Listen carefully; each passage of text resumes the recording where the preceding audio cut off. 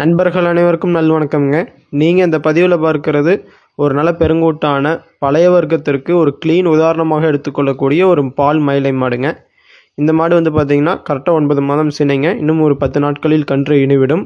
கறவைக்கு கால் அணைக்க வேண்டியது இல்லைங்க. குணத்தில் ஒரு குழந்தை கூட அடியில் வந்து அந்த பக்கம் இருந்து இந்த பக்கம் வரலாமுங்க. அந்தளவுக்கு ஒரு நல்ல சாதுவான குணம் கொண்ட மாடுங்க.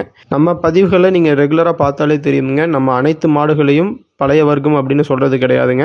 அதற்கான அங்க லட்சணம் 100க்கு 100% இருந்தால் மட்டுமே நம்ம சொல்கிறோமுங்க.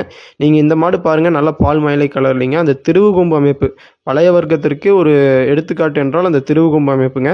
நீங்கள் இப்போ நாட்டின மாடுகள், குறிப்பாக காங்கேயம் மாடுகளினுடைய கணக்கெடுப்பு எடுத்தால் ஒரு 100ல் 2 மாடுகளுக்கு மட்டுமே இந்த ஒரு பழைய வர்க்க அமைப்பு வருதுங்க. என்ன காரணம்னு கேட்டிங்கன்னா, இதனுடைய ப்ரீடு வந்து டெட்லைனுக்கு போயிடுச்சுங்க. ஆரம்ப காலத்தில் பழையகோட்டை என்கிற ஊரில் ஒரு சமஸ்தானத்தில் வந்து அவங்க இந்த மாடுகளை வாங்கி வளர்த்து சேகரித்து ஒரு ப்ரீடு உருவாக்குனாங்க. இப்போ வந்து இது ஒரு எக்ஸ்டென்ட் ஸ்டேஜுக்கு போயிடுச்சுங்க. ஸோ இந்த மாடு வந்து பார்த்திங்கன்னா நல்ல ஒரு பால் வர்க்கமான மாடுங்க. கொண்டு போய் நம்ம நிச்சயமாக ஒரு 10 ஈத்துக்கு சேர்த்து வச்சுக்கலாமுங்க. மாடு அந்தளவுக்கு நல்ல தெளிவான மாடு. ஒரு மாடு வைத்திருந்தாலும் நம்ம வந்து பார்த்திங்கன்னா இது ஒரு தனித்துவமான மாடாக இருக்கும் அப்படிங்கிறதுல எந்த விதமான ஒரு டவுட்டுமே கிடையாதுங்க. குணத்தில் நல்ல ஸ்டார் குவாலிட்டிங்க. அழகுலையும் வந்து பார்த்திங்கன்னா நீங்கள் ஒரு ஷோக்கு நிறுத்தினீங்கன்னா அனைவரும் பார்க்கக்கூடிய அளவுக்கு ஒரு நல்ல பால் மயிலை கலரில் நல்ல ஒரு திமிழேற்றமான மாடுங்க.